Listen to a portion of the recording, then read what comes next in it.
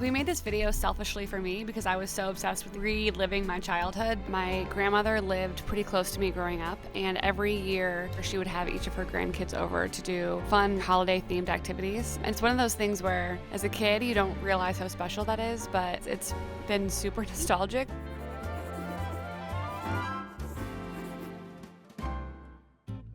So my Aunt Ginger went through all of my grandma's old Christmas stuff. Took her a few weeks. She finally dug it up and she sent me a photo of it. Honestly, I kind of gasped when I saw the recipe because it had handwritten notes all over it. Some of it were highlighted. It was discolored. It was so old. My grandmother had written it on her old typewriter. Like, pulled at my heartstrings when I first saw it. It was, I don't know, it was really cool because especially like when I was a kid, I never saw the recipe because she would always make it. So being able to kind of look back and see this was, I don't know, it was really special. It's a reminder that all recipes are living. And this is at least how I do it. Like, I always take notes myself. We use kosher salt here at Tasty. It's not going to sift the way that all the other ingredients are, so I just put it in separately. So much can change in a recipe when different people do it. My grandma recommended using nonstick spray on the Dutch oven that you're using. So even if you're using like a nonstick surface, it still helps it release a little bit better. So this is actually called a melting method cookie. We're making it in a pot, which is not typical of a lot of cookies, but because this has so much liquid in this recipe, it's a perfect it's a perfect melting method cookie. So what we're really just trying to do is dissolve the sugar and all that liquid and bring this to a boil really quickly just to make sure that all of the sugar is melted. A cup at a time, we're going to incorporate the dry ingredients into the wet. And you don't have to be super precise about this. It gets very hard to stir once you incorporate more of the flour. She says use 4 cups and then use the remaining cup when you're kind of kneading the dough together. It smells so good. Well, what do they say? That smell is closest tied to memory. My grandma always said we don't eat this gingerbread. And maybe that was just so that we wouldn't eat it, so that we could use it for the house. We tried it and it's pretty good. Thanks for your help. It's heavy, there's a lot in there. You want to work this when it's pretty warm. It's going to settle a little bit and be kind of a loose dough, but it shouldn't be super, super sticky. A lot of her notes were like basically saying don't use all the flour. So I was trying to be aware of that as I was kneading this together. It's funny, I wish I could ask her these questions, but I can't. So she was very precise in saying that you needed to divide this dough into 3 pieces and use the 3 different pieces to cut out the different shapes. So I'm gonna put these 2 pieces back into that warm Dutch oven. Again, you wanna work this when it's pretty warm. So as with anything that you're rolling out, you wanna be aware that you're starting with the shape you wanna end with. And I'm gonna do that thing with my rolling pin where I kind of press the dough before I start rolling. Always rotating the dough about a quarter turn every now and then, just to make sure that the dough's not sticking. Between like a quarter and a third of an inch is probably a good thickness for this. So the thing about making a house is you do want to be careful that you're cutting straight lines. While a ruler is not totally necessary, I would recommend it. Wait till you guys see this. We have templates for you to use. You can print them out and use them for your own house at home. This is a top tip that my grandma left in the recipe. So cut out the windows and stuff, but leave them in place, don't take them out, and then just recut them when the pieces come out of the oven. And that will ensure that the windows and the doors stay intact, just to make sure that you have like super crisp edges. I mean, definitely like use your discretion here, and it comes out pretty easily. You don't want to use a knife again. It's not too difficult. You just cut it and pry it out. No big deal. So here you can see on the left is where we left the pieces in and cut them afterwards. And on the right, we took them out before baking. It's kind of a cute look, but wasn't the look that we were going for. You definitely want to let these bad boys cool before you do anything with them. I would even make these a day ahead of time if you know that you're going to be making these. And we figured we'd throw in a bonus recipe for you guys this year. It's a softer gingerbread. Since you won't be eating the house, this is like a little bit more palatable, a little bit softer, you know, and more edible. It's honestly like a really similar recipe. Butter makes it better, so we're gonna use butter in this one for like a little bit of a softer effect and a little bit of better flavor. We're gonna add our brown sugar to this and completely dissolve it. It gets pretty thick with this one. It's really like nice and shiny. So once the sugar is totally melted and you can't really feel any more granules, go ahead and turn off the heat. I'm gonna add a little bit of lemon zest, and then we're gonna mix in 1 egg. I beat the egg before just to make sure that it incorporates really evenly into that mixture. Same deal, we're just gonna gradually add our dry to our wet and mix it all in until it's a good homogeneous dough. That's gonna prevent lumps and just make it a little bit easier to hydrate that flour more quickly. And then hopefully you have a friend around to help you get this out of this Dutch oven. And go ahead and kind of smush this together so it's one nice disc. And you're gonna let this chill in the fridge for about 2 hours or overnight would be great. So now that our dough is completely chilled, roll it out to about a quarter of an inch thickness. And then just again, making sure that the bottom's not sticking to the board. So get your hands under there, make sure you're using enough flour that's not sticking. And I don't need anything to be like a perfect shape here. Again, always making sure that it's not sticking to the board. Now you can start with your cookie cutters. And I like to put a little bit of flour on the side of the board whenever I'm using cookie cutters because you want to flour the cutter a little bit so that it doesn't stick or take any of the dough back with you. Knock off any excess and then go ahead and make little cuts in the dough. Press down evenly, a little bit of a shimmy, a little bit of a shake to make sure that you're really getting like a good cut and that you're separating the shape from the rest of the dough around it. If you like a much softer gingerbread, definitely take these out when they're just set. But if you like to have more of that snap, bake them a little bit longer. And then once they're cool enough to handle, you can eat them as is. You can decorate them if you want, add more candy to these. Not my gumdrop buttons. Name the movie, just kidding. This is a pretty classic royal icing. So she uses egg whites. We use pasteurized egg whites with this just in case anyone is eating it. If you don't want to use egg whites, you could also use meringue powder, a little bit of cream of tartar. So the egg whites are going to not only strengthen the frosting, but also make it harden. So this frosting will be super, super hard when it dries. This is like structural icing. I mean, this stuff is basically spackle. I'm pretty sure you could tile your bathroom with this stuff. I would keep it on the thicker side for building, but then for decorating, you can thin it out a little bit. It'd be much easier to work with. So because it's tasty, we just can't help ourselves. Take it to the next level. The sides of the walls can expand. So a really cool trick is to use a little micro grater and go along the side in a straight line, and that will help sand off the sides. And as my grandma always said, frosting can fix everything. So if there's any little cracks or imperfections, just put some frosting on it. If you've seen an old video called Aquarium Cookies, we did this really cool thing where you can put hard candies in the middle of a cookie and then bake it. It gives you kind of like a colored glass window effect. And we wanted this house to be really colorful and fun, so we decided to do it with all of our windows and doors. So the hard candies might not spread all the way, but you can use like a little toothpick or a skewer if you have one, and just really gently push the extra sugar out to the edges. If you're gonna do the glass effect, make sure that it is very cool, so don't touch it again until the candy is completely reset. If you've ever made a gingerbread house before, the roof can slide down because of the weight of it. So she is ingenious, and she would frost a heavy grocery bag to the underside of the roof and then have it dry with two bowls underneath it. So if you want to, you can put two little bowls under each side of the roof so that it dries in the shape that it's going to eventually be in. And make sure that it's super, super dry before you keep building. It'll be pretty much rock hard. It doesn't take that long, maybe like 30 minutes or so. We just use cake board here, but you can use whatever you have. There's something sturdy enough that'll hold the weight of the gingerbread house. This is good to do while your roof is drying because you also want the walls to be set before you put the roof on. Put your pieces up to it to see where you should be piping that frosting. Yeah, a nice snowy surface. You want to get the sides set, and then you want to make sure that you're putting frosting up the side. When in doubt, put frosting on the inside when you can, and that's going to really help give structure to the house. So I'm going to hold these pieces here and then pipe on the inside. So there will be a bit of extra frosting on the outside, so you can use your finger or a knife if you want to clean that up, or you can just leave it there. It's pretty classic gingerbread to have a bunch of frosting coming out the seams as well. And you want it to be set so that it doesn't move, right? And then go ahead and put a whole bunch of frosting all over the top and lay on the roof. So as you can see, the paper bag trick worked. Thanks, Grandma Kay. So now with all the remaining frosting that we have, we're gonna thin it out a little bit and make it a little bit easier to work with, more flowy, if you will. So just put that back into a bowl and add a little bit of water. Now it's time to have fun. Honestly, like, these are an artistic expression. So you can go like really extra, you can make it really fun and just throw a bunch of candy on. Honestly, I think a few years, what I just did was put all of my favorite candy all over the house so that throughout the month I could take the icing off the house. Whatever your motive is, be real, be you. Just do whatever you want to do. Well, first of all, gingerbread houses are a good activity because it's just an excuse to eat candy. It's a great activity to do with people when it's really cold outside. You kind of want to like bundle up, you know, cuffing season stuff.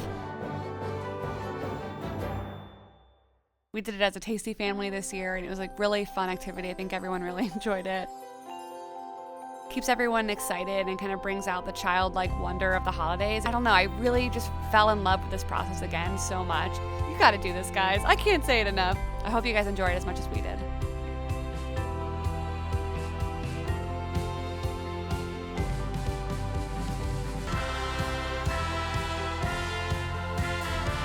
I know that I say that there's nothing better than a lot, but waking up on Christmas morning or big holiday when all your family are in town to the smell of cinnamon rolls is heavenly. I mean, there's really nothing better.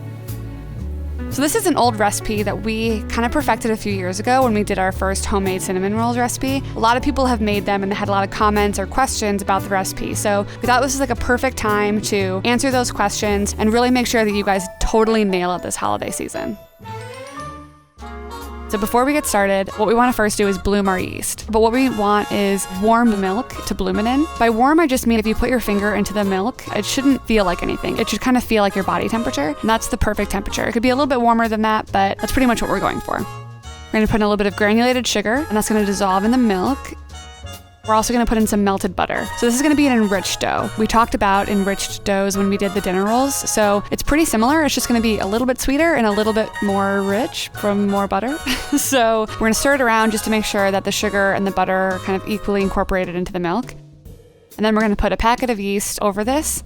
Stir that once more to make sure that all of the little yeast particles are totally hydrated. We're going to leave this to go for about 10 minutes. You want to put this in a pretty warm place so that the yeast can bloom. A cold environment will slow down the yeast growth. What we're looking for here is like some bubbles. You can see some action. It's actually kind of growing. And to this, we're going to add 4 cups of flour. It's going to make a really wet, messy dough, and that's exactly what we want. Stir that together to make sure that everything's equally hydrated. We don't want any flour pockets or anything. You can see at this point it's a little bit lumpy, so I'm just gonna stir it a little bit more until I'm beating out a few of those lumps. It doesn't need to be totally smooth at this point. It just needs to be kind of brought together and homogeneous. So once I'm happy, I'm going to cover this with cling film and let it rise for an hour. Again, if you're not seeing much growth, move it to a warmer part of your kitchen. That should help a little bit. While this rises, let's butter our tins. As with cakes or baking or whatever, you want to make sure that you're ready to go. So just take one of the butter wrappers and rub it all over the inside of your tin just to make sure that the rolls won't stick after they come out of the oven. And now let's move on to make the filling. And our filling consists of light brown sugar, very softened butter, can't emphasize that enough, and cinnamon. In our original video, we put on the softened butter and then the brown sugar and cinnamon separately. And it's actually a lot easier if you just combine them all and then spread them on evenly. And you're not having any parts that don't have one of those ingredients. So we're happy here. It's just a little bit less than doubled in size. The yeast is definitely alive in this dough. You can see all these little bubbles here. So you can just poke it if you want, just because it's always fun to poke frozen dough. And at this point, we're gonna add the other cup of flour, the baking powder, and the salt.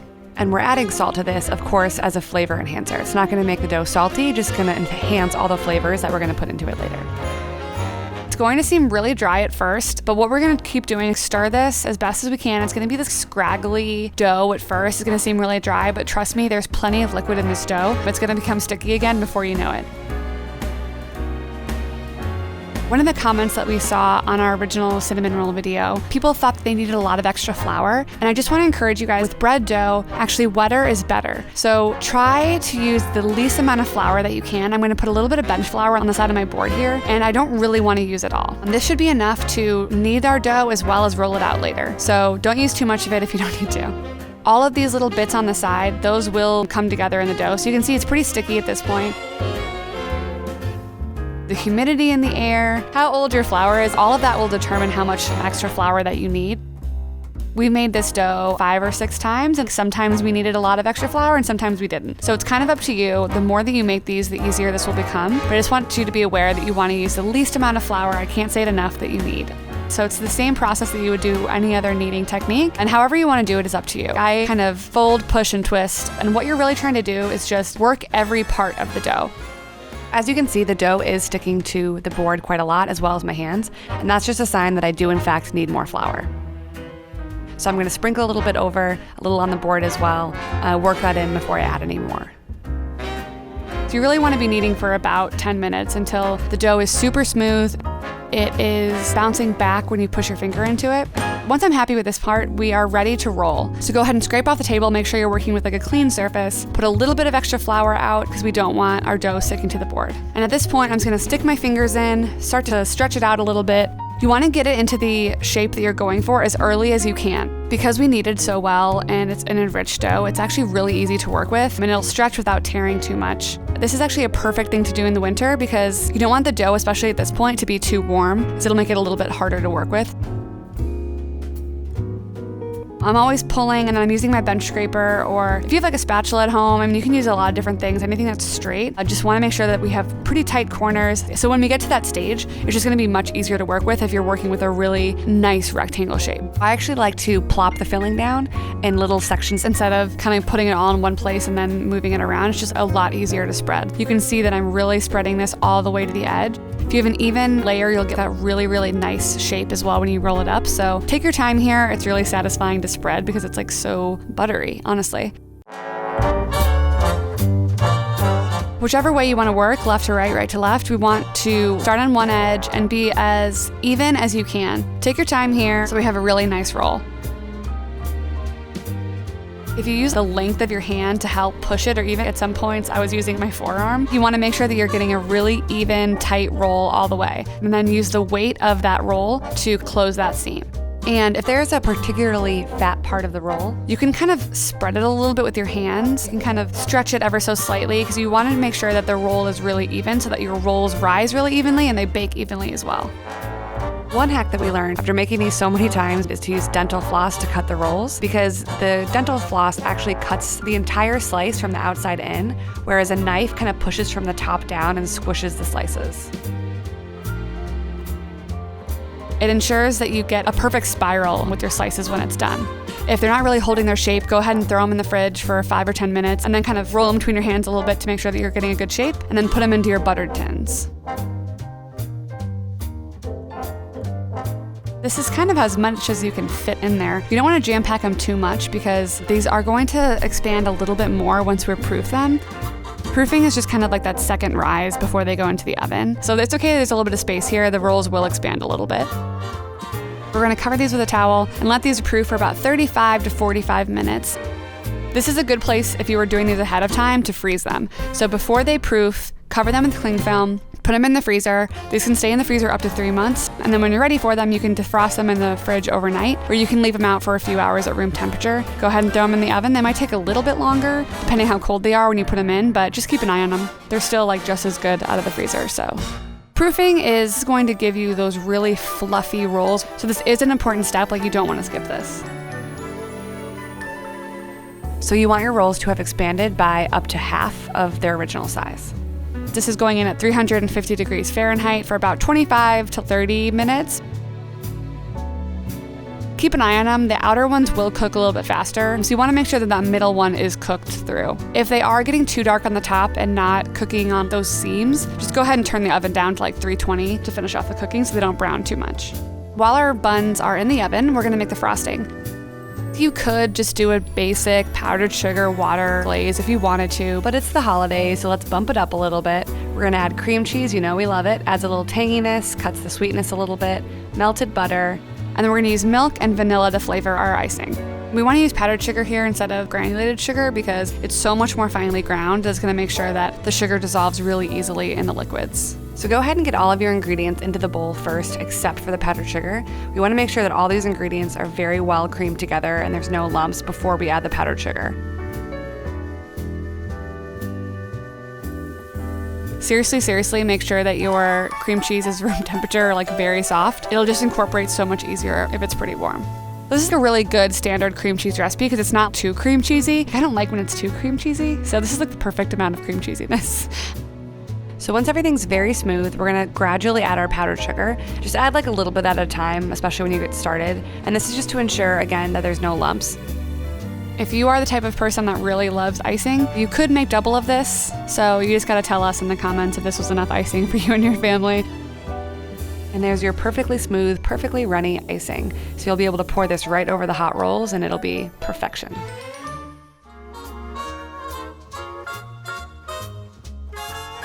Once they come out of the oven, you want to make sure that you're not putting the glaze on when they're too hot. Leave them to cool for like at least 10 minutes, because if you put the icing on when it's too warm, the icing is just going to completely melt and it's not going to be like that really nice glaze on top. And now for the fun part, the drizzling over. I start on the outside and go towards the middle, but it's kind of up to your preference, how much you like kind of drowning in icing, if you only like a little bit. You can use the back of a spoon to kind of spread the rest of the icing out, just so that every little nook and cranny gets a little bit of icing. You could also just put this on the table and let people put their icing on it themselves if you want. This is like, whew, gorgeous. I mean, look at that icing on those rolls. All that hard work, and look how beautiful. Like, this is super smooth icing over these warm cinnamon rolls. I mean, I just wish you guys could smell these. If you smelled this, you guys would immediately go and make these cinnamon rolls. Like, they smell so, so good. This is one of our original Tasty recipes that we just really love and have become family favorite here at Tasty, so we hope you enjoy them as much as we did. It's cookie season, y'all. That time of year where you're making a whole lot of cookies. Around the holiday season, is there anything more iconic than sugar cookies? We're going to give you our Tasty tested sugar cookie recipe, complete with everything you need to have some darn good sugar cookies this holiday season. All right, so let's get started. So we're going to make our dough first. We're going to use room temperature softened butter. Listen, that is not melted butter. Melted butter is not the same. In we go. We want a really pale color, so that's why we're using white sugar here. And this is a secret ingredient. I know it doesn't look like cream cheese, but it is cream cheese. And this is gonna give us a little bit of like a savory flavor and a little bit of tanginess as well. What we're trying to do is cream the sugar and the butter together. So if you're feeling a lot of granules when you stick your finger in there, that's not good. We're trying to kind of almost dissolve the sugar in the butter. So we're gonna whip these together for about 5 minutes. They're gonna be much paler in color when we're done. It's gonna be much fluffier. So like you'll see a visual change. That's just whipping in air to that butter and sugar. And then don't forget to scrape down your bowl to make sure that you are incorporating all the ingredients equally. So now you can see we've got a really great creamed butter and sugar. We're good to go. At this point, we're gonna add 1 egg, 2 egg yolks, and our second secret ingredient is a combo of extracts. I think like vanilla is pretty common in sugar cookies, but we are gonna add a little bit of almond extract as well. A little bit goes a long way. It's a pretty powerful flavor, but it really adds something extra to these sugar cookies, and it's really delicious. Like, you're gonna taste the difference. And to that, we just want to make sure that all that liquid is well incorporated into the butter and sugar. So once we have the liquids well incorporated, we're going to add a little bit of kosher salt here. Again, not to make it salty, just to be a flavor enhancer and balance out that sweetness. And so now we've got that in there. We're going to add our all-purpose flour, and next goes in a little bit of baking powder. Then this ingredient is our third little secret ingredient for this recipe, cream of tartar. Cream of tartar is actually what's left over in the barrel after winemaking, and it's basically like just an acidic ingredient. So you're adding this, and this is gonna help with a few things. It's gonna give us like a really cool texture in the end, and it's also gonna prevent the cookies from browning too much. So I'm gonna fold in just to get it started because there's a lot of flour in here. I don't wanna make a huge mess, so I'm gonna fold to get it started, finish incorporating it with the beaters because it is a pretty dense mixture. If there's a little bit of floury bits that aren't fully incorporated, that's fine. Again, to have like a really flaky and snappy cookie, you don't want to overwork this mixture. So you're kind of like just incorporating the flour. You don't want to go much more than that. This dough is almost kind of similar to like a pastry where you want to keep it cold all the time. There's a lot of butter in here, so if it gets too greasy, it's going to be really, really hard to work with, and you're not going to have really clear, defined shapes. Dough goes onto some cling film, and then you can use the cling film to kind of like pull the pieces together. It's just like kind of sticky, so this is a really easy way to not make a huge mess. So this is gonna go into the fridge, and then we will roll it out in about 2 hours. Here are a few things you might need for rolling out your cookies. You need a rolling pin or a wine bottle, whatever you have at your house, and then something to measure the thickness with, a ruler, or our fourth little trick of this video, which we'll get to later. If you are making a lot of cookies or you're like an avid baker, they do have these like kind of cool rubber rolling pin thingies. I don't know what you call them, like a rolling pin stoppers, guards maybe. It really makes sure that you get like that perfect 1/4 inch. But you have to have like the perfect size rolling pins, and you have to buy them. They're specialty. So we're gonna show you a hack. So the enemy of rolling out anything is sticking to the surface that you're working on. So have a little bit of flour nearby. As you remember, we want to keep our dough super cold, so I'm going to work in batches. I'm going to put half of this back in the fridge and only roll out half at a time. All right, so this is a trick that we learned in culinary school. You really want an even 1/4 inch all throughout. To get the most even thickness, you want to press down on your dough like this, and it just kind of spreads it before you want to get into rolling. Every so often, you want to do like a 1/4 turn, and that's going to help make sure that you have an even roll, as well as to ensure that it's not sticking to the surface. This isn't like pie crust where you really have to be careful about the shape that you're making or whatever. This is just kind of a free-for-all. So I'm to a good place. I'm not really sure how thick mine is, so how do I measure this? You could use a ruler, but you know what's so annoying about this ruler is like, why does the 0 start so far up the ruler? Isn't that so annoying? But how else can you measure? Bottle caps. I was looking all over the kitchen for something else that's a 1/4 inch. I like to lay these around the dough while I'm rolling out just to make sure that all sides are that perfect 1/4 inch. The other thing too is pour out that extra bench flour, and that's what we're gonna use to flour our cutters to make sure that the cutters aren't sticking too much to the dough. So dip the cutter all the way in flour, dip off the excess, and then go ahead. And then just give it a little like zhuzh, a little shimmy to make sure that you've totally made contact with the surface on the bottom. And if you have enough cutters, what I like to do is go ahead and put all the cutters down and leave them. And that makes sure that nothing's pulling or tugging, and you get a really clean shape every time. And now you can start pulling them out. Sometimes the cookie comes with the cutter and sometimes it doesn't. So I like to kind of move around, pull off the excess, put it off to one side, save that dough because you can use that again. Just be careful that you're not like pulling or tugging at everything because you really want the shape to be really clean. And then look at that. So you can definitely reuse these scraps. What you want to do is get them back into like a cohesive dough ball and then put them back in the fridge. They're really warm after all that rolling and working with them. So get the cold one out of the fridge and put that one back in there for another like 20 minutes or so it can firm back up. And there we go. If you have some shapes that are smaller than the other ones, I would put those off to the side so that if you need to pull them early, you can so that they don't overbake. Okay, put these guys in the fridge. If you put them in the oven now, they're gonna spread way too much and they're not gonna have a clean shape. They will come out super clean, super crisp. As you can tell, they're still very pale and they haven't spread that much. Yay. Go ahead and take them off and let them cool completely on a drying rack. Time to decorate. So we chose royal icing because it sets a little bit harder. If you're gonna be really crazy with decorating, royal icing is definitely the way to go. So despite its royal name, royal icing is pretty simple. So all you really need is some sifted powdered sugar. You might need a little bit of water, a bit of salt, an extract if you'd like it, and egg whites. The thing about this is that we will be consuming this, so you really want to make sure that you're buying pasteurized egg whites so that they're safe for everyone to enjoy. Or you can use meringue powder, which is an egg white substitute. We might need water, it kind of depends on what we're going for. But first we're going to add salt and a little bit of vanilla for flavor, and we're going to put this off to the side. So all the liquids we're going to put on one side of the powdered sugar, and I'll show you why in a second. Make sure to shake those egg whites ahead of time, and in they go. Again, making sure that they're on one side of the bowl. And so now we're going to just work in that one part of the bowl and just slowly incorporate more of the powdered sugar as I go. And that's gonna help make sure that I have a really smooth icing. If you're trying to incorporate all of that powdered sugar at once, it's just like a little bit harder to work with, and also you probably will get some lumps. Royal icing is all about consistency. So depending on how you want to decorate yours, there's kind of like two consistencies that you're going for. There's a thicker consistency for more of like lining things out or like borders of things. And then there's a flood, which is gonna be just a thinned out version. And that water is gonna come in handy when we're looking for that flood consistency. So we're starting here with a thicker royal icing. We're also gonna add coloring to this, which will thin it out a little bit too. So err on the side of thicker when you're getting started. So we're gonna separate the icing into a few different bowls. If you're gonna be doing a lot of decorating or using a lot of different colors, it's probably worth it to double or even triple this recipe. Go ahead and put in your gel food colorings to get really, really bright colors. The thing that's cool about royal icing is it sets, right? So like it'll set kind of hard. Even in this time, while we're trying to get everything set up, you can already see a little bit this kind of skin that forms on top. So you do want to work a little bit quickly with royal icing, or else cover it with cling film. And then just to fix it, just add a little bit of water and stir. So now we can do one of two things with this flood consistency: flooding or dipping. Just go ahead and put the cookie, dip it in the icing, make sure it's really well coated, knock off any excess, and then it's gonna kind of settle into the cookie and be a really smooth and even shape.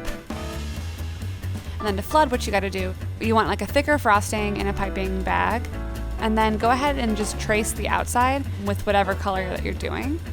And then you wanna let this harden for a little bit before you go to the next step. But once it is hard, all you need to do is take that thinned out icing, and you can either spoon it in like I'm doing, or you can also put it in a piping bag and pipe it in, and then use a toothpick to spread it out evenly. That bit that you piped in the beginning is dried, so it kind of acts as like a wall or a border to ensure that all of that icing is staying inside. If you're gonna put sprinkles on it, go ahead and put the sprinkles on when it's wet, But if you want to decorate over that, go ahead and let that set for a good like 10, 15 minutes or so, and then you can continue decorating on top of it. So it kind of depends what look you're going for.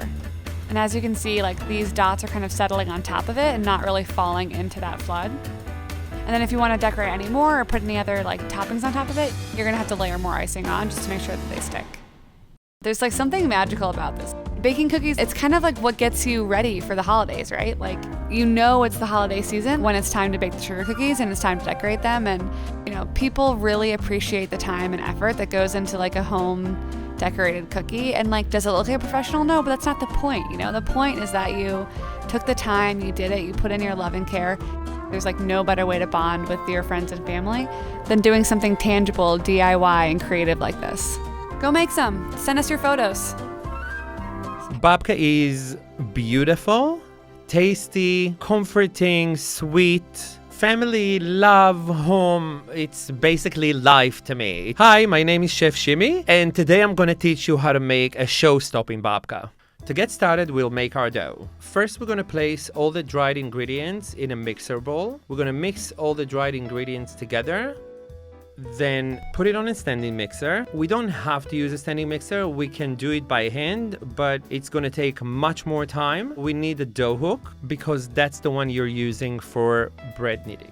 We'll attach the hook and then we'll add the water. Our water are going to be a little warm, between 95 and 100 degrees. It needs to be that temperature in order to help activate the yeast much quicker. If it's too hot, it can kill the yeast, and we don't want that. So we'll turn the mixer on speed number 2, and we're going to start mixing all the ingredients. We're going to add a teaspoon of vanilla. I do vanilla just to get some more aromas into the dough and more flavor, and I just like the smell of it when you're baking. 1 egg and a 1/4 cup of oil. The reason I use oil instead of butter is because of the way my mom was baking. We need the dough for about 7 to 10 minutes. It just needs to become smooth and all the ingredients need to incorporate. Ours looking a little bit dry, so I'll add 1 tablespoon of water. It's coming together, and the sign that it's all been incorporated is the fact that the mixer bowl is clean. I like to remove it from the mixer bowl, then put it on a surface and start kneading it by hand for just a tiny bit, just to get a feel of it and to be more of control of the dough. It's one of my favorite parts is to knead by hand. My babka journey started in London, and from there I started baking every day and started getting people contacting me for it, posting it on social media. People wanted to buy it from me. Then I started traveling in Europe, teaching students how to make their own babka. So the babka we make today is not a traditional babka, but it's my interpretation of what I wanted it to be. So we shape it with our hands and we're turning it into a smooth ball. And then we get a mixing bowl sprayed with oil, and we place it in the bowl, and then we wrap it with cling film or plastic wrap. We let the dough rise for about 45 minutes to an hour. While we wait for the dough to rise, we're going to make our filling. I like to roast the hazelnuts because it takes the oil out of it and creates more flavor and more texture. We place them on a pan and then we roast them for about 8 minutes. We'll put these in the food processor and then mix them until they're nicely chopped. You want a consistency that wouldn't be too much of a powder, but still has some texture to it. Now we're going to make the chocolate ganache. I prefer doing the chocolate ganache from scratch because I believe it tastes much better. So first of all, we're going to melt the butter. I use butter instead of cream because it's less heavy and because it makes the layers look more distinct. And as soon as the butter melted completely, we're going to add the chocolate to it and start whisking it slowly. When the two are incorporated, we're going to add the cocoa powder and start whisking until it all dissolves. Then we add the powdered sugar, which is the last thing for the ganache, and we keep whisking it until we don't see any lumps. We're looking for a spreadable consistency, nothing too runny or too thick. Our ganache is ready, so we'll set it aside and start making our syrup. Babka always have syrup, but I kind of made mine a little bit less traditional. To get started, we're going to peel the skin from the orange. I like to use a paring knife So we're gonna hold the orange in the center, and then starting from the top, going towards the bottom, we're gonna peel it using the knife. After doing that, we're gonna start chopping the orange peel. I like to chop it really fine, but you can do it the way you want to do it. It doesn't have to be perfect. Orange peel is really untraditional. It reminds me of my childhood when I used to make candied orange with my mom, and we used to dip it in chocolate. I love oranges, and I incorporate it almost in everything that I do. So first of all, we're gonna boil the water, and as soon as they're boiling, we're gonna add the sugar and make sure it dissolves properly. Keep stirring it for about 3 minutes, and then add the cinnamon stick and star anise. Mix it a little bit more for about a minute, and add the orange peel to it. I love aromas. Star anise is very Middle Eastern, as well as cinnamon. I grew up in Israel. My family originated in the Middle East, so this syrup is a homage to my family and my heritage. It just reminds me of my childhood and everything that I used to love and still love. So we want to cook the syrup with the orange peel in it for about 20-25 minutes. We want to get a thicker consistency, but we also want to cook the peels through. Let's set it aside and get back to our dough. Our dough doubled in size. It looks great. We can remove the plastic now and take out some of the air. I love punching the dough because it's a fun thing to do. So we'll punch the dough, get some air out, start making it more smooth on the sides, turn it into a firm ball again, and set it on the surface. And then we'll slice it in half. This recipe makes 2 loaves. If you have guests, this is the perfect dessert. Every time I make it, because I practice so much and I bake so much, my neighbors are always the ones who are enjoying it more than anyone else, because I knock on people's doors with babkas, and just love to give them as a gift because I think they make everyone happy. We start working with 1 piece of the dough. We sprinkle some flour on a surface, and using a rolling pin, we start rolling the dough from top to bottom and then over to the sides into a rectangle size 21 by 15 inches. So now it's time to bring the beautiful and smooth chocolate ganache and start spreading it on the dough. I love to use a silicone spatula for that because I feel the metal ones can hurt the dough and pinch it. So that's my best tip. After we spread the chocolate on the dough, and we make sure it's spread evenly because you want everyone to get the same bite when they eat the babka, then we use the hazelnut and we sprinkle it evenly all over the chocolate. The next thing we'll do is start turning the dough into a roulade. We're gonna work lengthwise. So from bottom to top, we're gonna start rolling it and pressing it very gently just to make sure it stays. The reason we wanna get the tight spiral is because we wanna be able to see these beautiful layers at the end. After you finished rolling the 2 roulades, you let them rest for 15 minutes before we slice them. Have a drink, relax. There's a babka coming. So it's rested and now it's ready to be cut. We are going to use a serrated knife, and the reason being is because, again, we don't want to hurt and damage the babka inside, and we want to keep those beautiful layers. So we'll do it very, very gently and slice it without pressing the dough. Look at those layers. That's exactly what we want. Now we're going to braid. We're going to place one on top of the other in an X shape, and then starting from the center, we're going to start braiding it from the center over to the bottom and from the center over to the top. If you want to do the traditional one, you can just leave it like this and bake it just like the loaves. But if you want to make my classic round, you do the same braid, but you're going to spiral it. Today we're going to do the wreath shape because I think it's a showstopper and it's suitable for the holiday season. So when it's rounded, we'll place it in a round baking dish. We're adding egg wash to give it some color and to create some more strength to the dough. I don't like to use a lot because I don't like pastries that looks like there's an omelette on top of it. But this is why I dilute it with just a little bit of water. So I add 1 tablespoon of water on each egg that I use. And then using a brush, I just brush it really, really gently. You don't want to have too much egg on it because it's just going to hide the beauty of the babka. We're baking this for about 25 to 30 minutes. Our wreath is ready. It looks beautiful. It's golden brown all around.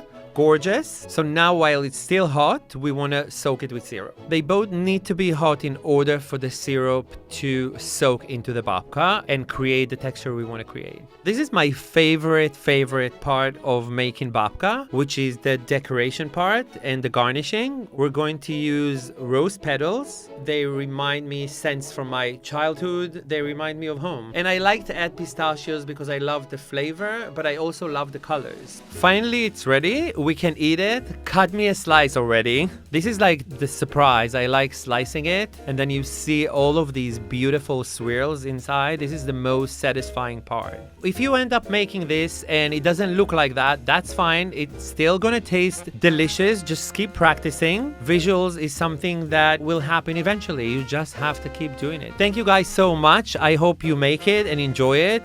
And if you do, please take a picture of it, tag me in it, because I love seeing what you guys are doing with it.